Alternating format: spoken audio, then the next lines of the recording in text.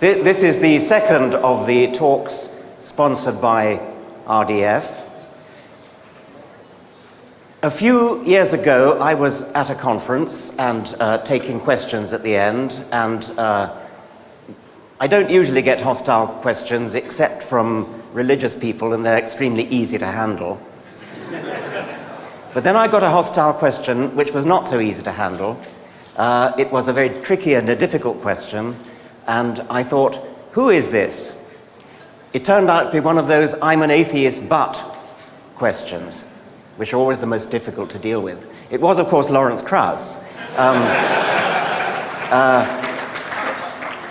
I didn't take very kindly to it at the time. We've since become the firmest of friends, and I have enormous respect for what he's doing in the field of public understanding of science, which is the field that I recently retired from professing. He is, of course, a most distinguished physicist, author of many books. He also interests himself in science generally and in the promotion of the understanding of science generally. He's recently moved to Arizona to start what I think is an extremely exciting initiative. He is Associate Director of the Beyond Center and co-director of the Cosmology Initiative and director of the New Origins Initiative at Arizona State University. So the study of origins of all kinds, right across the board, from the origin of the universe to the origin of life to the origin of everything you can think of. What an amazingly exciting initiative to get started at a university. I'm delighted that Lawrence is talking to us today. Please welcome him.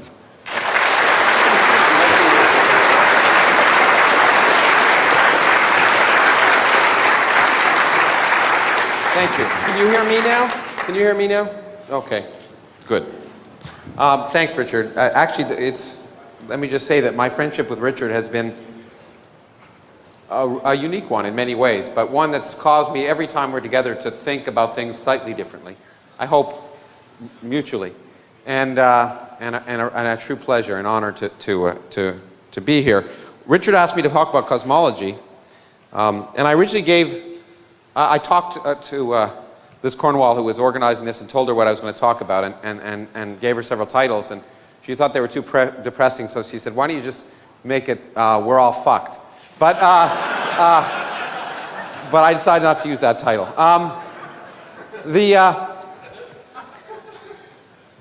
I put this quote up here. Well, I like to have quotes for people when I'm being introduced, so people have something to read. But it's kind of useful, I think, because I'm going to talk about our modern picture of cosmology and how it's changed our view of the universe, the past and the future. And in some sense, how that picture is clearly remarkable, and far more remarkable than the fairy tales that are made up in most religious situations. But the key point is mystery. That's one of the things that makes science so special, I think, is that scientists love mysteries. They love not knowing. That's a key part of science. The excitement of learning about the universe. And that, again, is so different than the sterile aspect of religion, where the excitement is apparently knowing everything, although clearly knowing nothing.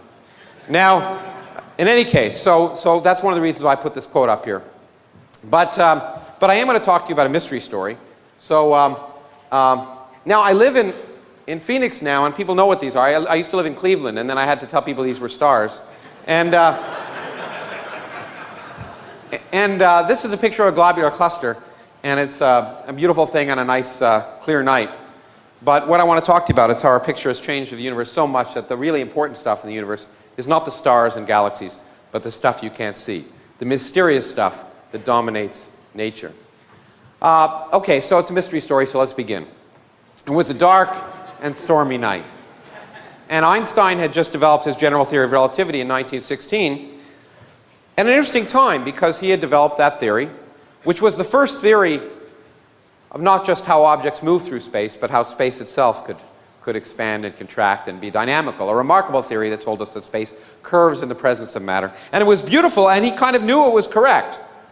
But at the time, it disagreed with observation, which used to bother physicists in the old days. And the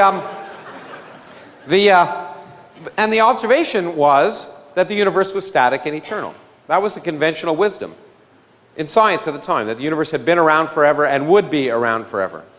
And his theory didn't agree with that, because his theory, general relativity, suffered from the same problems that Newtonian gravity suffers from. Gravity sucks.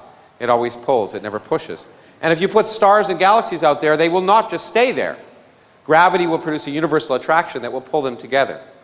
And so he tried to figure out what to do, and he was able to change his theory slightly, consistent with the mathematical symmetries that allowed him to develop it. So I want to just show you how he did this. So I have his equations, which is a good thing to do at 9:45 in the morning or whatever. But I do have them in a user-friendly fashion here. Okay. This is for the biologists. No, I'm just joking.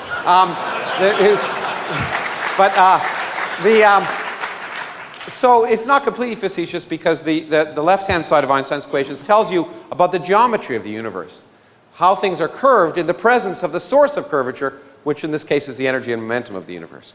So that's fine. And in fact, I'm a theoretical physicist, so I have to write the actual stuff, the Greek letters. That's much more illuminating to you, I'm sure. So this was the theory that didn't work, that explained the universe we didn't live in, or so he thought. And so he was able to change it a little bit by adding an extra term to the left-hand side, which he called the cosmological term. This term on the left-hand side would produce a small repulsive force throughout empty space, so small that it wouldn't affect the Newton's laws, which of course describe beautifully, or developed in fact to describe the motion of the planets around the sun, and you wouldn't want to destroy that. So small you'd never measure it in the solar system, but it could build up on the scale of galaxies and hold galaxies apart. And so that's how he thought he'd save his theory. Now, shortly after he introduced this term, it became clear that it was a problem. And in fact, here's a postcard I got when I was on leave once in Switzerland, in Zurich, and it's from Einstein to Hermann Weyl, who's a very famous mathematical physicist. And it's in German, and some of your German is better than mine, but this basically says, it's already 1923, and he's already saying, if you get rid of a quasi-static universe, then out with the cosmological constant. Because he realized that if the universe is really expanding, which is what we now know, and I'll talk to you about how we know that, then you don't need a cosmological constant anymore. If the universe is expanding, gravity can be universally attractive and just slow the expansion. And the big question of 20th century cosmology became, is there enough gravity to stop the expansion? How will the universe end? Will it end with a bang or a whimper? Will it end with a big crunch, the reverse of the Big Bang, or will it expand forever? In fact, and that's the reason why I, as a particle physicist, got involved in cosmology, because I wanted to be the first person to know how the universe would end. It seemed like a good idea. And you'll see where that came from. But anyway, so in 1923, Einstein said, I wish I hadn't put it in, and threw it out, but it was really not 1923, but 1929, when we really knew the universe was expanding. And this is the person who convinced us. This is someone, and I always say this, so some of you may have heard me say this before, but it's true. This guy always gives me faith in humanity. This is Edwin Hubble. And he began life as a lawyer and became an astronomer. And so there is hope.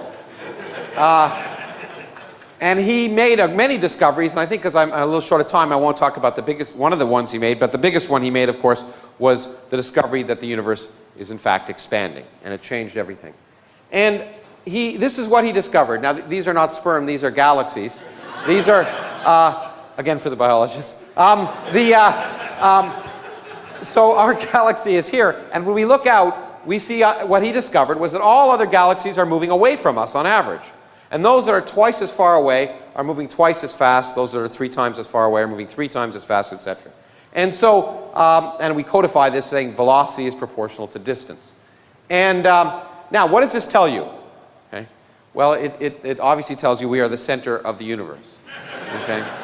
And actually it doesn't. And in fact, my wife reminds me of that on a daily basis. And it really means is that the universe is expanding uniformly in all directions. Now, why does this ridiculous observation that where everything is moving away from us tell us that? And I've spent a lot of time trying to think of different ways to explain this, none of which have been particularly satisfactory. But I think the only way to understand it is to get outside the universe. We're in California, it's easy to do that here. But let me do it this way. Here's a universe that's two-dimensional and that you can stand outside of. And here's, I've put the galaxies at nice uniform distances here. And again here, and you can see at a later time the universe is bigger. The galaxies are a little bit further apart. So if you were standing outside of that universe, it'd be obvious that it was expanding uniformly in all directions. Now, what would you see if you were on that universe? Well, just pick a galaxy, any galaxy. And the way we can figure out what you'd see from that galaxy is to superimpose this image on top of this one, placing this galaxy on top of itself. Okay, what do you see? You see precisely what Hubble saw. Every galaxy is moving away from this galaxy. Those that are twice as far away have moved twice the distance in the same time. Those that are 3 times as far away have moved 3 times the distance. And it doesn't matter which galaxy you're on.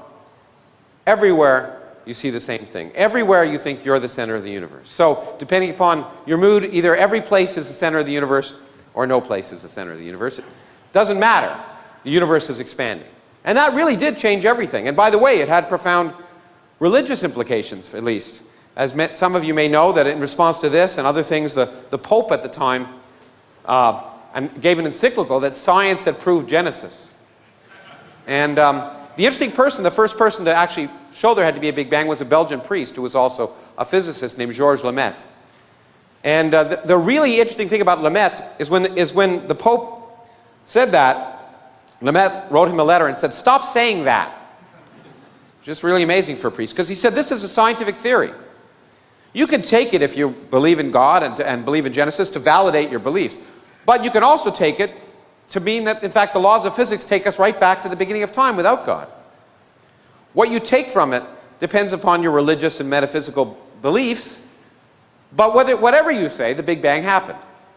And I think that's if we could just convince a lot of people of just that simple thing, that the universe is the way it is, whether we like it or not, I think we'd overcome a lot of problems in this country, and I have to waste far too much time on that. But anyway, okay, but this is a science talk, although I'll throw in little bits of commentary throughout, I suppose. How do we know the universe is expanding? It's such an important thing, I want to spend a few minutes on that. Well, we do, as these two guys on the plane out there near Arizona say to one another, "I love hearing that lonesome wail of the train whistle as the magnitude of the frequency of the wave changes due to the Doppler effect."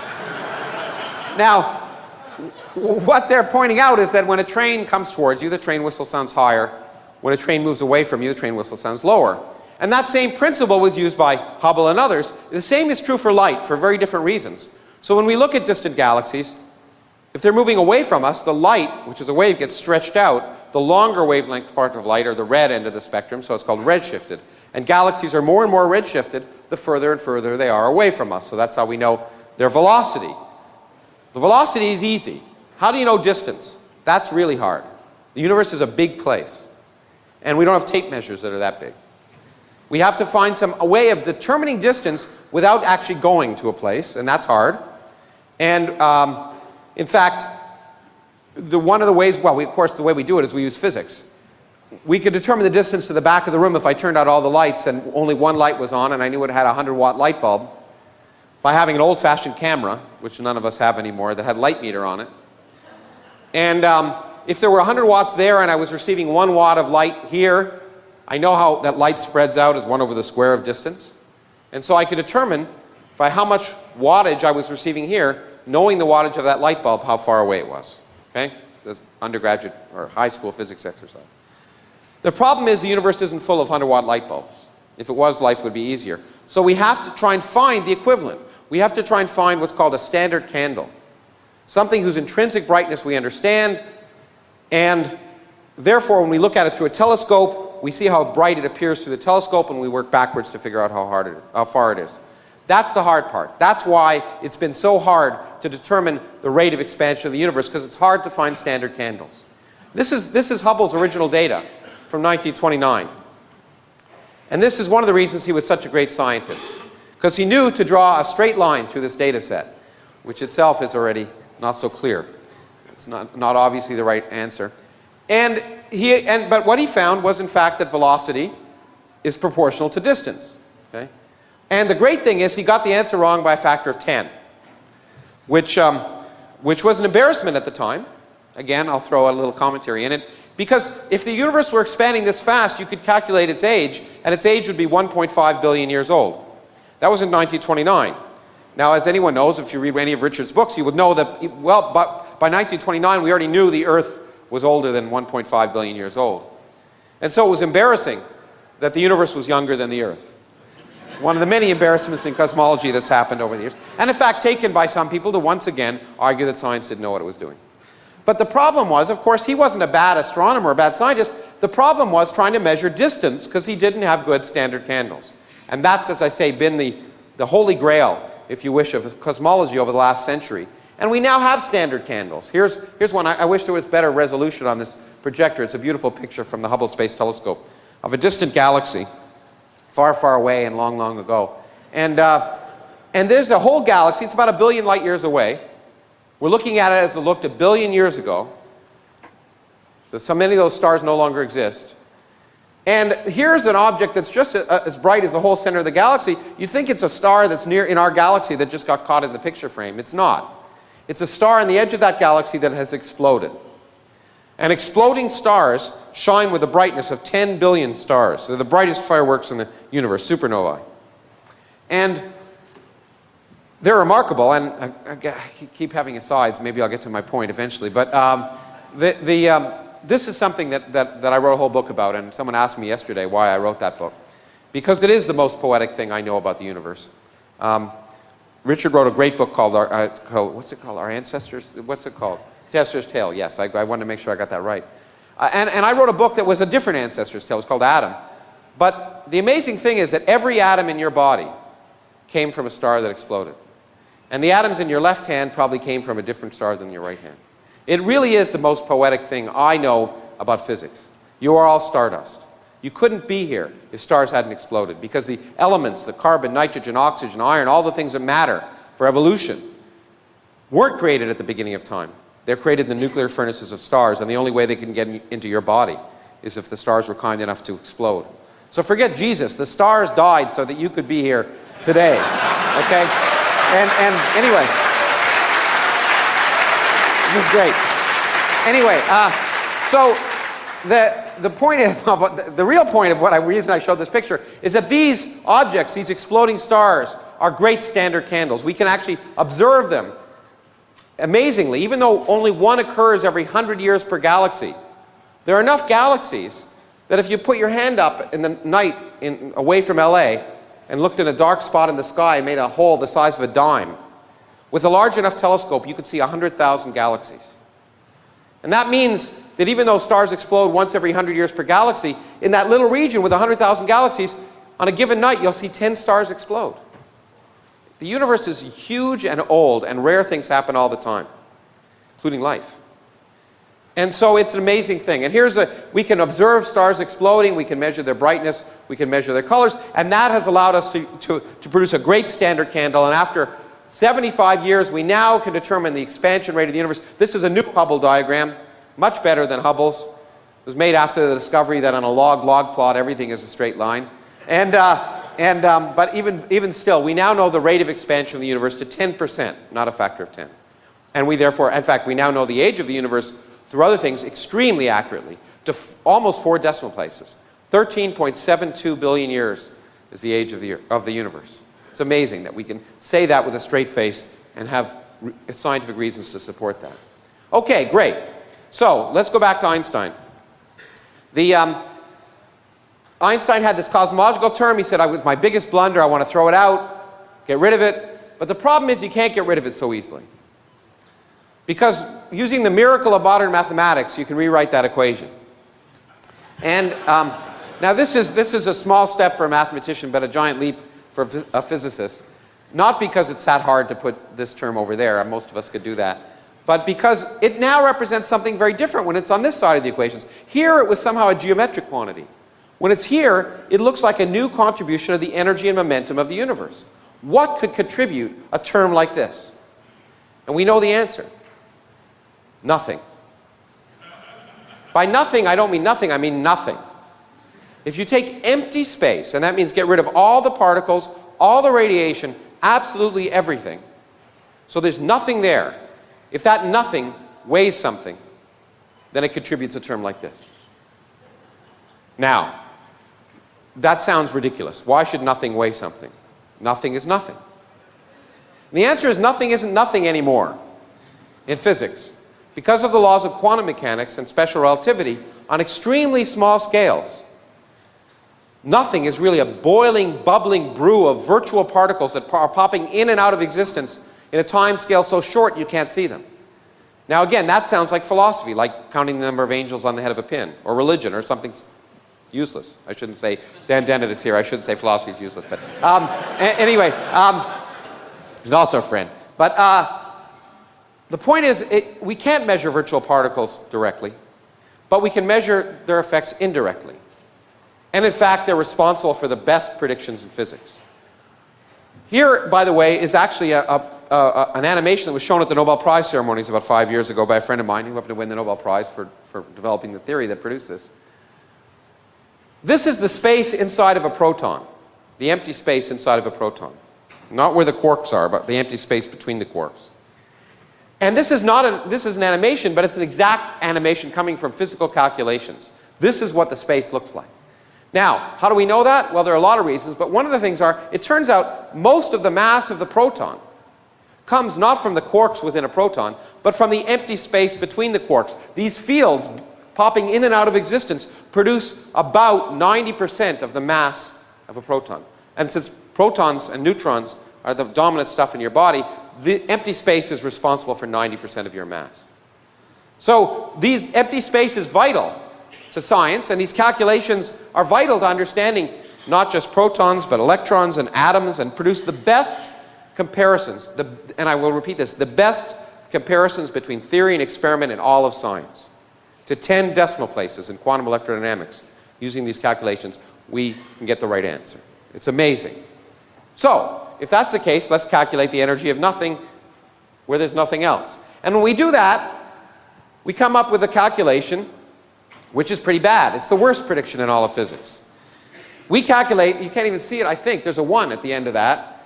We calculate that the energy of empty space is a gazillion times the energy of everything we see. That, as I say, is the worst prediction in all of physics, which is why we didn't talk about it for a long time. We calculate that empty space should have an energy of 120 orders of magnitude more than galaxies and stars and people and aliens and all the rest.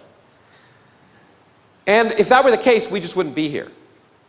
So we knew something was wrong with this calculation. It's been around since I was a graduate student. And we knew what the answer was. Theorists always know the answer, they're just sometimes right. We knew the answer was 0, because it's the only sensible answer. Because, you know, you can't cancel a big number like this. Let's say the energy of empty space was comparable to the energy of everything we see. Well, we'd have to cancel this big number to 120 decimal places and leave a finite answer in the 121st decimal place. No one knows how to do that in science. But 0 is a number we can get beautifully in science. We use mathematical symmetries. Things cancel, equal and opposite things cancel all the time in science because of symmetries of nature. So we knew the answer. We didn't know what the symmetry was, but we knew the answer was 0. And we could go to bed at night and that was fine. But you know, the neat thing about cosmology is it's really a science. And science is empirical. Knowing the answer means nothing. Testing your knowledge means everything. And so the question is, we should test what the energy of empty space is. And how can we do that? Well, we weigh the universe. How do we do that? We stand on the shoulders of giants. This is a picture I took in an island off Sweden, which used to be an island off Denmark now, which used to be an island off Sweden. It's the island of Ven. I think I said that right. And this guy, if you look carefully, he doesn't have the end of his nose. His name is Tycho Brahe. And he, as many of you know, laid the basis for Newton's law of gravity by doing nothing other than spending 20 years on his back, a noble tradition, in this case, looking up at the sky without a telescope, measuring the positions of the planets around the sun. And then he was a crummy feudal lord. He got kicked off that island. He gave the data, went to Prague, gave the data to a hapless assistant named Johannes Kepler, who again spent 20 years without a Macintosh trying to interpret the data and fudged it, we now know. and came up with, of course, Kepler's laws, which led to Newtonian gravity. And the point is, we can use gravity to weigh the universe, including the weight of empty space. Now, why do we care? The reason I got into cosmology. General relativity tells us that space is curved, and therefore the universe can be a one of three different geometries: open, closed, or flat. Now, I can't draw pictures of three-dimensional curved universes very well, so here are pictures of two-dimensional curved universes. This is a closed universe, a sphere, a surface of a sphere in 2 dimensions.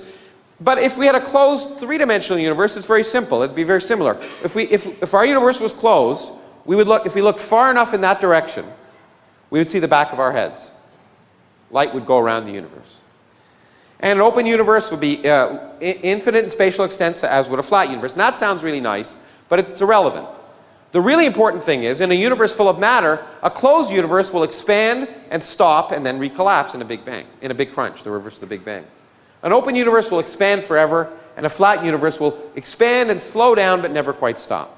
And that's why we wanted to know which universe we live in. And as I say, that's why I wanted to learn about it, because once I knew which universe we lived in, I would know how the universe ended. Okay? And so, weighing the universe tells us what the curvature of the universe is, and that's why we want to weigh it. So here I want to just show you in the next few minutes how, in fact, some of the most remarkable developments in cosmology, and then tell you how they completely changed our picture of the universe so that we understand that the universe we live in is the worst of all possible universes to live in. Okay, just so you know where we're heading. This is a cluster of galaxies. Each dot in this picture is a galaxy. Again, amazing to think about. Remarkable. Every one of these galaxies contains hundreds of billions of stars, and perhaps civilizations, some civilizations that are mired in religious gunk, other civilizations that have moved beyond, and other civilizations that are long dead, because this is about 3 billion light years away. 3 billion years ago is when that picture was taken, basically. Now, clusters of galaxies are the biggest bound objects in the universe, so if we could weigh them, we could weigh all the mass in the universe, and we can weigh them now. We can weigh them by using general relativity. Because in this picture is a remarkable phenomena that Einstein first predicted in 1937, though he said it would never be observed. He underestimated observers. If you look at this picture, you'll see these blue things, these weird blue things. That is a phenomenon that we now understand as gravitational lensing. Einstein told us that a mass will curve space around it. And he realized, therefore, if you had a big enough mass and you have a source of light behind that mass, the light can bend around that object and come back and be magnified, just like my glasses magnify things. Or, like a cut glass goblet, if you look through it, I'd see many images of this room. Mass can act like a lens and magnify things and split images, and that's precisely what we're seeing. All of these blue things are different images of a single galaxy located about 3 billion light years behind this cluster. Gravity is magnifying the image, distorting it, and bending it. Remarkable. Truly remarkable. But because we understand general relativity, we can work backwards and figure out how much mass must be in that system and where it is in order to produce that image. We can weigh the system using general relativity. And when we do that, here's an inversion by Tony Tyson, who's now up in Davis. This is this system, and the spikes are where this is where the mass is in this system. The spikes are where the galaxies are. But you notice most of the mass in this whole system of clusters of galaxies is not where the galaxies are. It's between the galaxies. It's where nothing is shining. About 50 times as much mass in this system, and in all systems we can measure, comes from stuff that doesn't shine. And physicists, with their linguistic perspicacity, have called it dark matter. And we now understand that 90% of the mass of galaxies and clusters, including our own Milky Way galaxy, is made of stuff that doesn't shine. And that isn't maybe that exciting, because there's lots of things that don't shine. You don't shine if I turn the lights out. Well, those of you from Los Alamos might, but the rest of you don't. But so it could be snowballs or planets or boring stuff, but it can't be. Because for reasons I don't have time to explain, we know how many protons and neutrons there are in the universe. We can actually measure that. And there aren't enough to make up all this dark matter. So we are pretty convinced that that dark matter is a new type of elementary particle. Something that doesn't normally exist on Earth. And the great thing about that is that means the dark matter isn't just out there, it's in this room. as you doze off. It's early in the morning during this lecture. It's going right through your body. And that means we can do experiments here on Earth to look for it, which is remarkable. And in fact, I think well, I'll show you an experiment in a second. But by measuring the mass of these systems and this dark matter, taking normal matter plus dark matter and weighing it, we now have determined how much stuff there is in the universe. When physicists have an important number, they give it a Greek letter all the time. So we call it omega. Omega is the ratio of the total amount of stuff we know is in the universe divided by the amount of stuff you need to make a flat universe, the boundary between an open and closed universe. If it's less than 1, the universe is open. If it's greater than 1, the universe is closed. And we have now measured unambiguously that there's only 30% of the amount of material in the universe, including dark matter, to make the universe flat.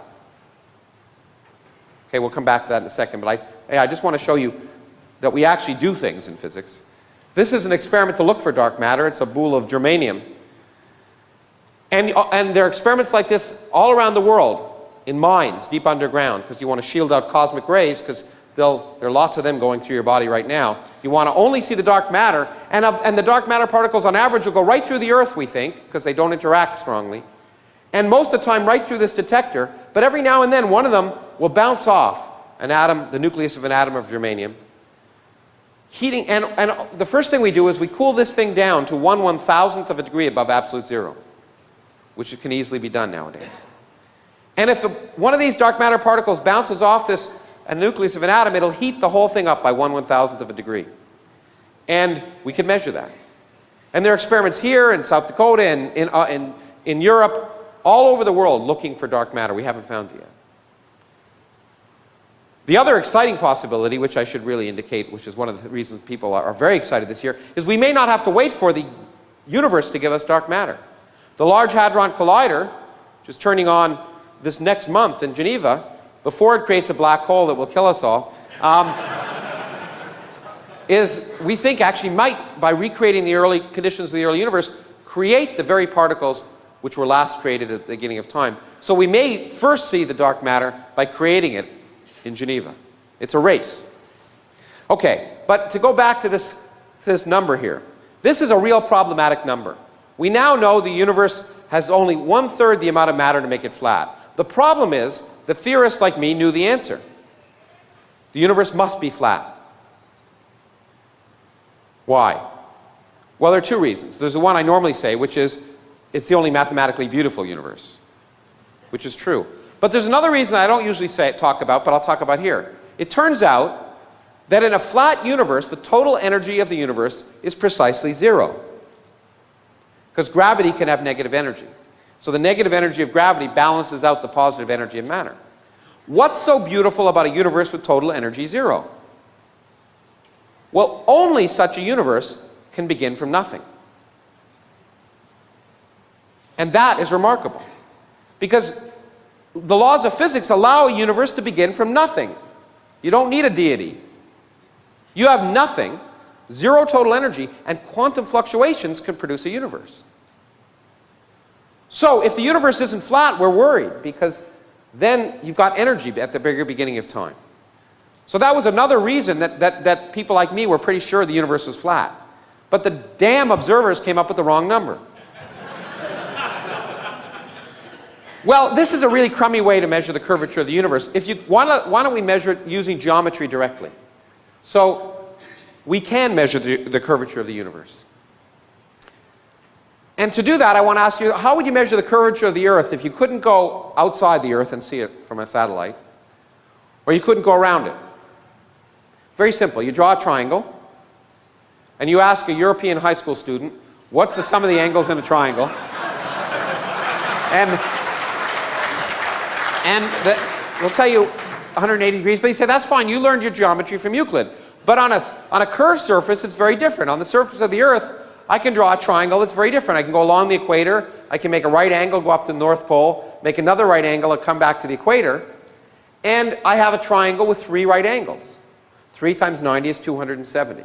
So if I made a big enough triangle on the surface of the Earth, I could measure the curvature of the Earth. I wouldn't have to go around it. Now it turns out, even though this is a 2-dimensional picture, the same is true for a 3-dimensional curved universe. If I had a big enough triangle and I measured the angles in a triangle, I could measure the curvature of space. And we've been able in the last decade to find a big enough triangle. And I want to spend 5 minutes telling you about that. Because it's the most important, probably, observation in all of cosmology.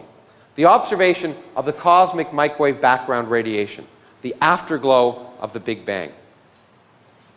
One of the many reasons we know the Big Bang actually happened. What do? When we look out at space, we look at galaxies that were, say, 1 billion light years away and they're 1 billion years ago. But if we know that the universe is 14 or 13.72 billion years old, if we look far enough, we should see the Big Bang, right? Well, we can't see all the way to the Big Bang because between us and the Big Bang, there's a wall. So like this wall here. Not really hard like that, but the fact the wall is opaque means I can't see past it. If I go looking back in the universe, it was getting hotter and hotter and hotter, and at a time when it was 100,000 years old, the temperature of the universe was 3,000 degrees. Slightly warmer than Phoenix this week. And at that temperature, the radiation is hot enough to break apart atoms, hydrogen in particular, and break it apart so the protons and electrons are separated. You have a charged plasma, and a plasma is opaque to radiation. So we can't see back past this time simply because the universe is opaque. But that's okay. The reason I can see that wall is that light bounces from those lights there off the atoms on the surface of that wall, is re-radiated, but the air is transparent so I can see all the way to the wall. If we run this film forward, as the universe is opaque, opaque, opaque, and then it becomes neutral, the atoms, protons capture electrons, neutral matter is transparent to radiation like this. And that means I can see all the way back to that radiation coming at that surface. A prediction of the Big Bang is there should be radiation coming at me from all directions, coming from that surface called the last scattering surface. It was 3,000 degrees then, it's 3 degrees now, and it was the radiation that was discovered by accident in New Jersey, of all places, by 2 people who didn't know what the hell they were doing. And they won the Nobel Prize anyway. Because they discovered the afterglow of the Big Bang. Actually, another aside, I can't help this because this is amazing, and if you ever want to convince skeptics, you won't ever convince people of this who don't believe it anyway, but you've all seen this radiation. At least those of you who are old enough to be as old as me, before cable TV. Remember when the TV stations used to end? And then there'd be static? 1% of the static on your TV screen is radiation from the cosmic microwave background. So you've all seen it. Okay? But it's amazing we didn't even know about it until 1965. Okay? In fact, it had been predicted by people like George Gamow, but people have forgotten that. In any case, as interesting as that history is, on this surface is a very important scale, 1 degree. Why 1 degree? Because that represents a distance of 100,000 light years. Now, the surface existed when the universe was 100,000 years old, and Einstein tells us no information can propagate faster than light. So that means nothing that happened over here at that time could ever affect anything that happens over here. But more importantly, if I have a lump of matter that's this big, it knows it's a lump of matter, so it starts to collapse. But if I have a lump of matter that's this big across at that time, it doesn't even know it's a lump, because gravity can't have traveled across it. So it's like Wile E. Coyote in those cartoons when he goes off the cliff. He waits a while before he collapses, okay? And such large lumps won't collapse. So the biggest lumps that can have collapsed at that time will be 1 degree across. And that gives us a cosmic triangle. Because we have a ruler that's 100,000 light years across, the size of the largest lumps, a known distance away from us, and in a flat universe, light rays travel in straight lines, and we can calculate the angle on our eye subtended by a 100,000 light year across ruler at that distance. It's 1 degree. In an open universe, light rays diverge as you go back in time, and the whole thing might be ½ a degree. The ruler will look smaller. In a closed universe, light rays converge as you go back in time. The ruler will look bigger. So we just have to look at that microwave surface, try and measure the lumps, and see are they 1 degree, ½ a degree, or 2 degrees. We've been able to do that in the last decade.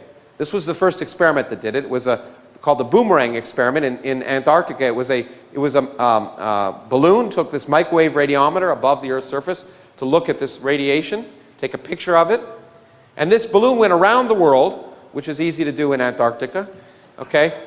And it took a picture. It's really easy in the South Pole, you just do this, but anyway. And this is the image. Well, this is a false color image of that. I put it superimposed it on the original image. This is the image of the microwave background, the hot spots and cold spots in the microwave background. And these are the lumps in the early universe. And the question is, how big are they?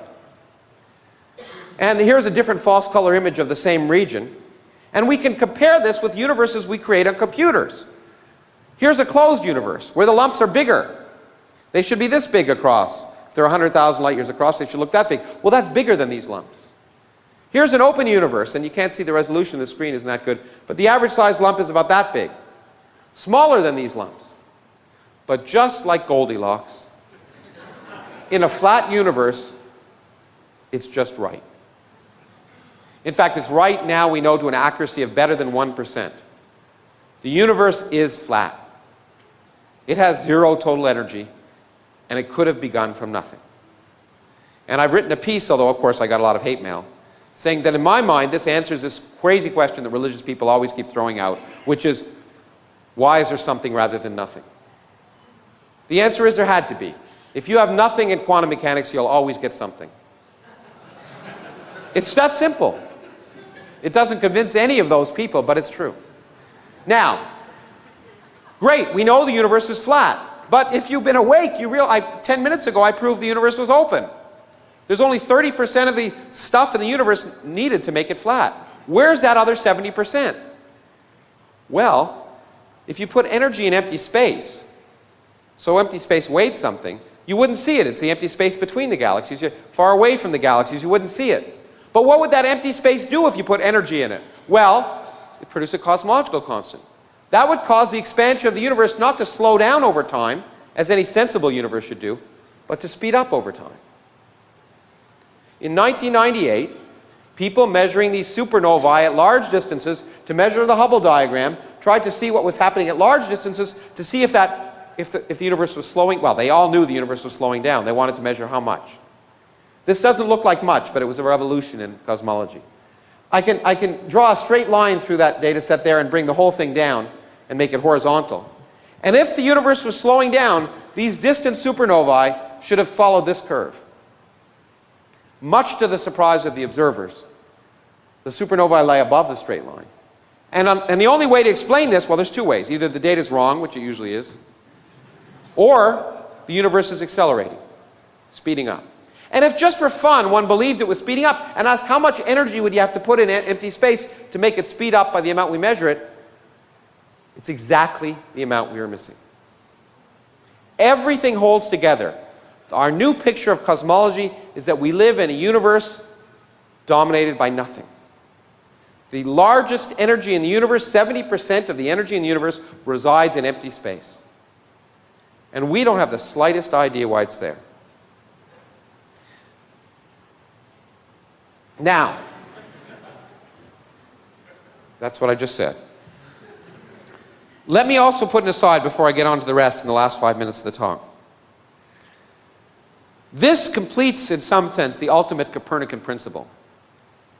Copernicus told us we didn't live in any place special. We now know two things. Well, one thing. I'll tell you the second one in a second. This tells us that we are more insignificant than we ever imagined. If you take the universe, everything we see, stars and galaxies and clusters, everything we see, if you get rid of it, the universe is essentially the same. We constitute a 1% bit of pollution in a universe that's 30% dark matter and 70% dark energy. We are completely irrelevant. Why such a universe in which we're so irrelevant would be made for us is beyond me. Okay, good. Now I wanted a little bit of applause. Now we can go back to the science. What I really want to spend in the last few minutes is telling you is how it's changed our picture of the future. In science and the picture of the universe. It has changed our picture of the future completely. And I'm going to rush through this, so let me give you the short answer first. Kurt Vonnegut is claimed as having said this at a private girls' school when he gave a commencement address. I've given 2 commencement addresses, and I've never had the guts to say it, but I'd love to. He said, things are going to get unimaginably worse, and they're never, ever going to get better again. This was before the Bush administration, too, in fact. But that's our understanding of the universe. I want to tell you about it briefly. I want to tell you about a few things that you'll hear about, and some of the things that creationists and intelligent design people promote as arguing somehow that there's design in the universe. This is one of them, and I want to explain to you why it has nothing to do with design. It is weird and strange that we live in a universe that looks like we do, because this is a brief history of time. This is the density of matter as the universe expands. It goes down as 1 over the volume. But it turns out the energy density of empty space remains constant as the universe expands. And we live today, right here, when the energy density of empty space is 3 times bigger than the energy density of matter. But when you look at this has driven physicists crazy. Because this is the only time in the history of the universe when these two numbers are about the same. At all earlier times, the density of matter was much greater. At all later times, the density of empty space will be much greater. Why do we live at this special time in the history of the universe? Well, one of the answers that's been given is that these things exist, galaxies. Why? Well, let's go back to this picture, and let's pretend the energy of empty space were 50 times bigger. Then these two curves would cross, not now, but then. Well, when is then in this case? Then is the time when galaxies first formed. But if the energy of empty space was bigger than the energy density of matter when galaxies first formed, then the repulsive force would be greater than the attractive force. Galaxies would never have formed. Well, if galaxies never formed, then maybe this is telling us something. And this has produced something that I call anthropic mania. If there are many different universes, physicists have argued, and the energy of empty space can vary in each one, then only in those in which it's not much greater than what we measure today will galaxies form. Okay? But then, only then will stars and planets form, and only then will astronomers form. So the universe is the way it is because astronomers are here to measure it. Now, it not only sounds ridiculous, but it also sounds religious. And some people have said the universe is fine-tuned. If it were any different, then we wouldn't be here. God clearly created the universe to be for us. Now, that's nonsense. And it's nonsense for the same reason that you learn so beautifully in Richard's books. Why can bees tell the colors of flowers? So they can find them. Not because God intended them to do it, but if they couldn't find the flowers, they wouldn't get the stuff they needed to eat, and they wouldn't be around. It's natural selection. And what this is really telling us is kind of a cosmic natural selection. Because all it's saying, if it's true, is that it's not too surprising that we find ourselves living in a universe that allows life. Because in the universes that don't allow life, we wouldn't be here. It's just that simple. So if you wish, it's a kind of cosmic evolution. Or cosmic natural selection is a better way of thinking about it. Now, as pretty as that is, I think it's wrong. It's ugly. And it goes against everything I know about science. Science has told us the last 400 years why the universe must be the way it is, not why it has to be something different. In fact, Einstein once asked a question. He said it the wrong way. Put it here because, I wanted to quote him. He said, what really interests me is whether God, and by God he didn't mean God, had any choice in the creation of the universe. What he really meant is, are the laws of physics fixed so that if you changed one parameter, you couldn't have a universe?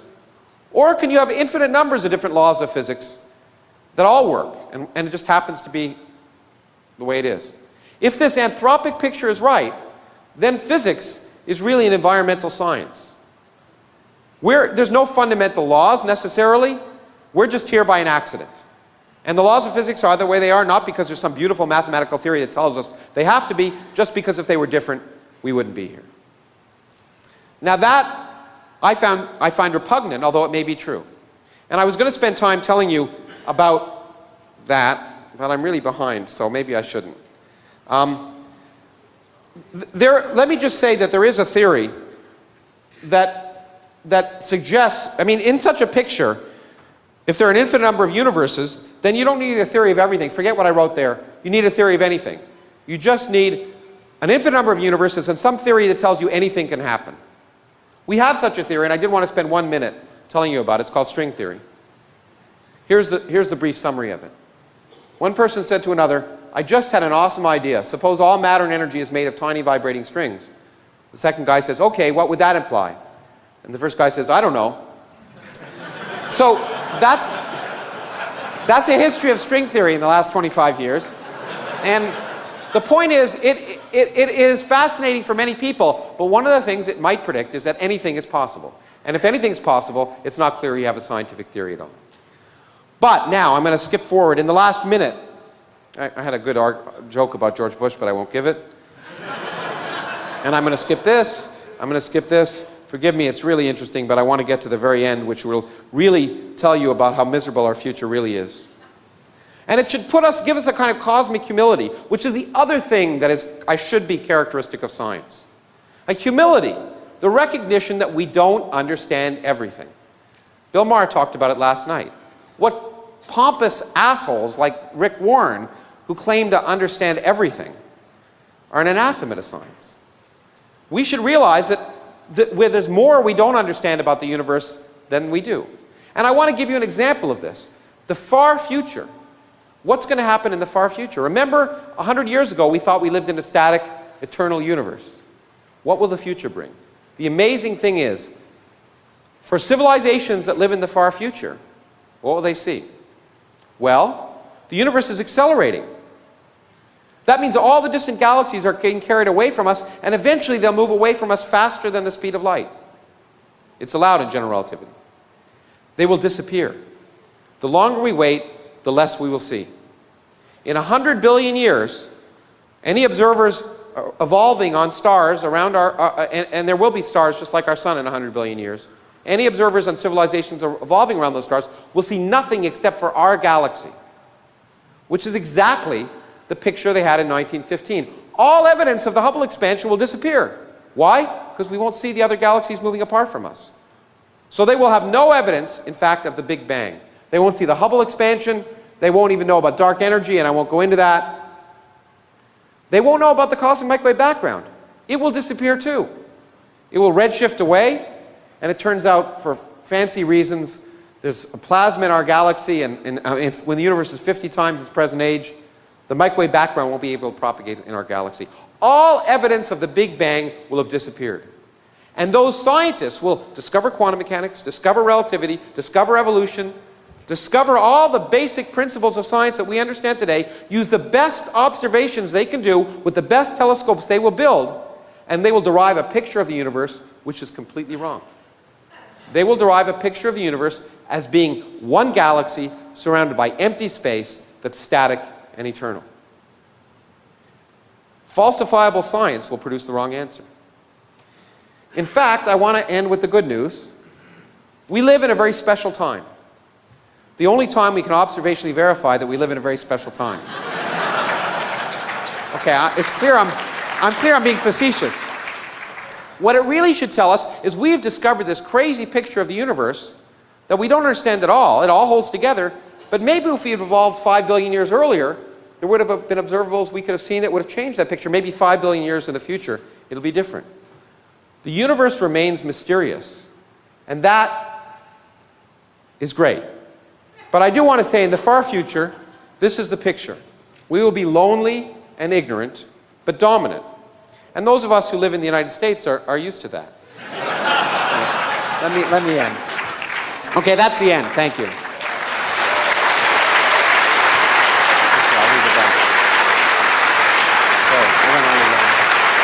thanks.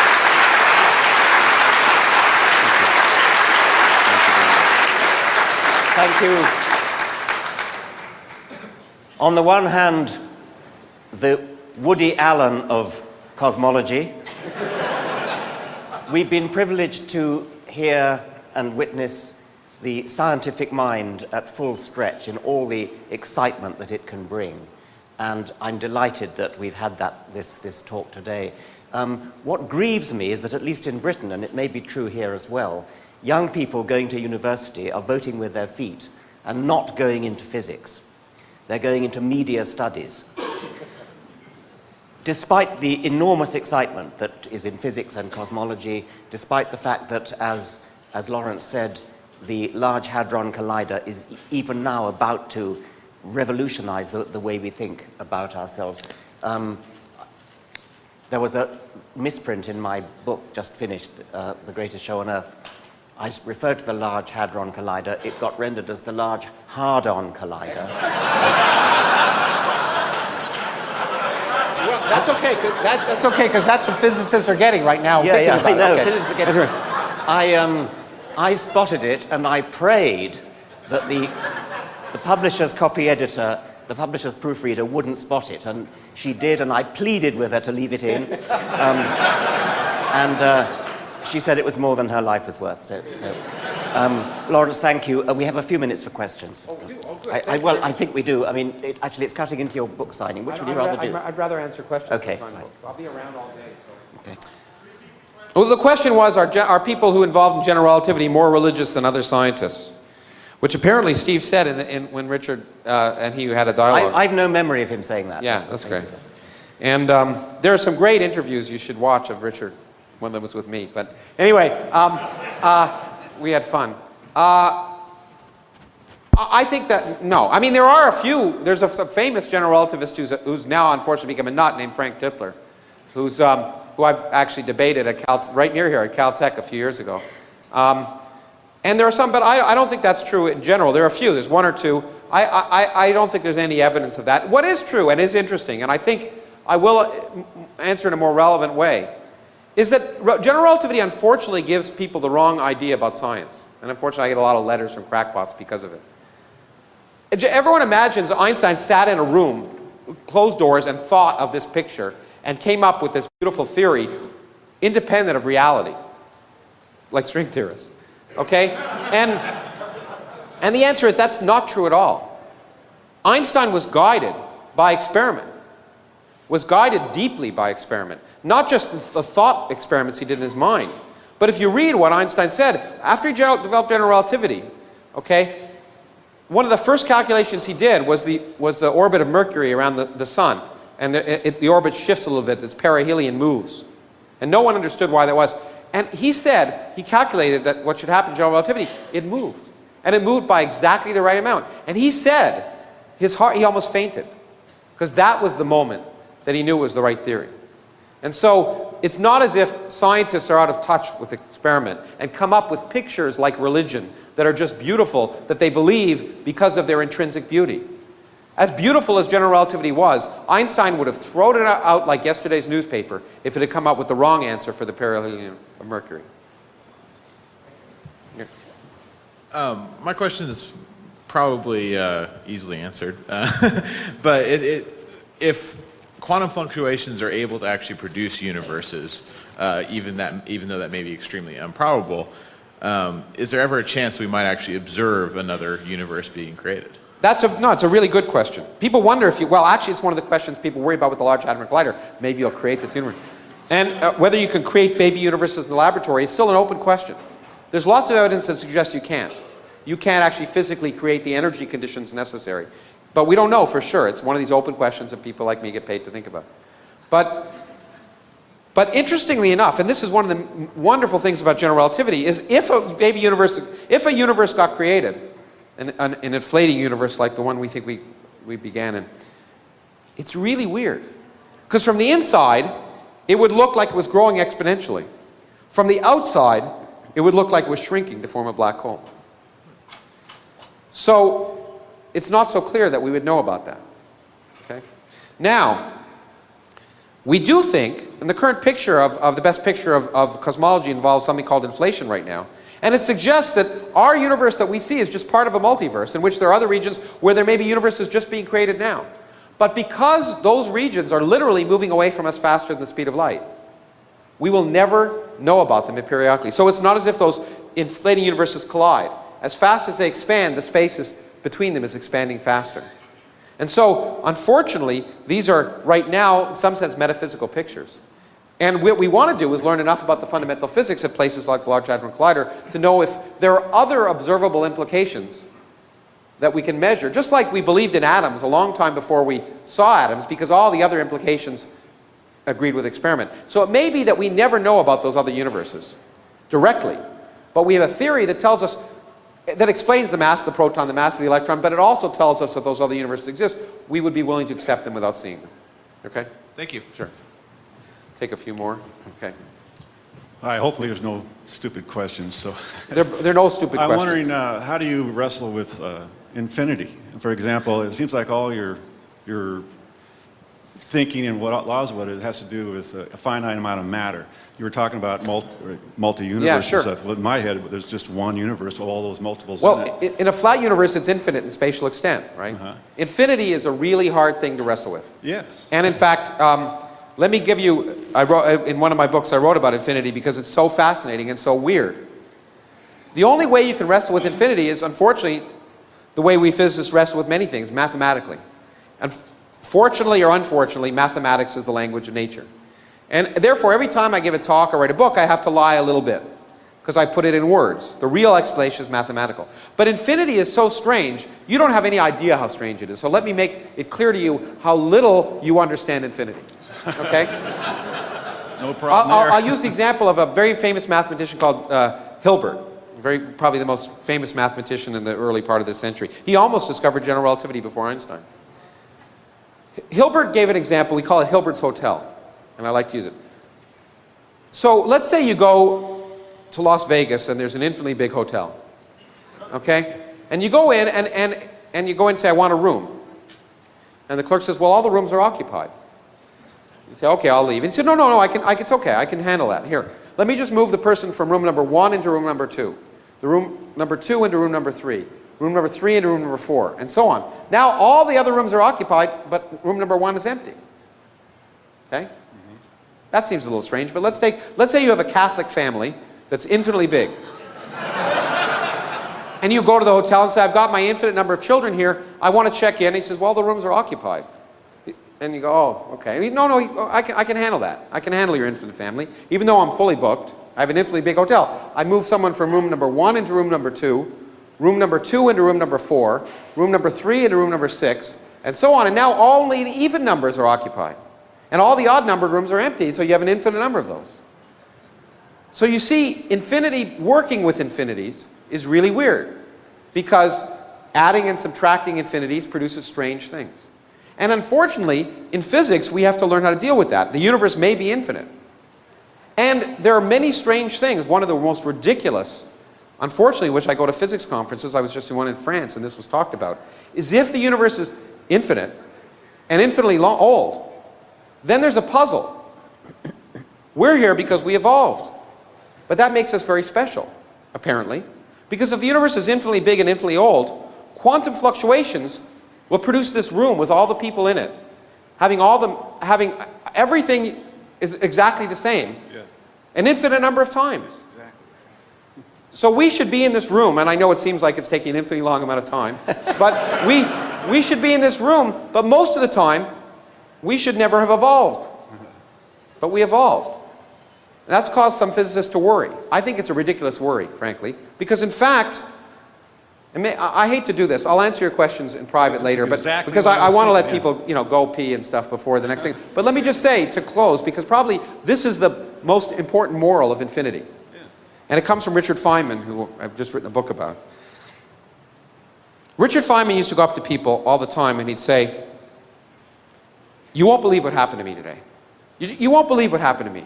And people would say, what? He'd say, absolutely nothing. Because we humans believe that everything that happens to us is special and significant. And Carl Sagan wrote beautifully about that in Demon Haunted World. That is much of the source of religion. Okay?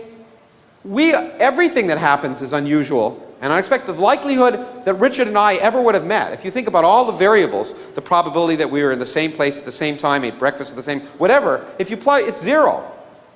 Okay? Every event that happens has small probability, but it happens. And then when it happens, if it's weird, if you dream 1,000,000 nights and it's nonsense, but one night you dream that your friend is going to break his leg and the next day he breaks his arm, you think, okay? So the really thing that the physics tells us about the universe is it's big.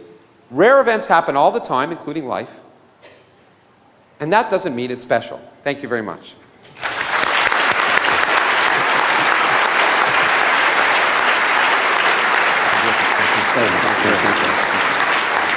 Thank you, Lawrence, for a wonderful talk.